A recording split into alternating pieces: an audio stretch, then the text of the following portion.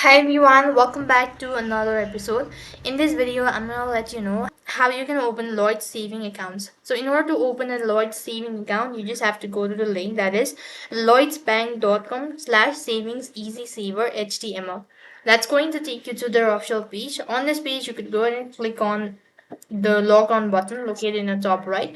Go to the account section that you wish to, go to the type of account that you actually want to create or that you want to open, and next thing you just have to go ahead and press on register online located right on top.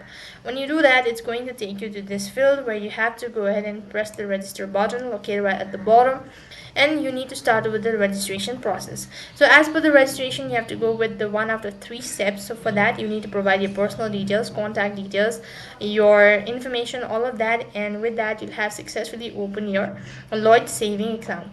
That is all for this video. I hope the video is helpful. Make sure to like, share and subscribe to our channel. Thank you for watching. See you in the next video.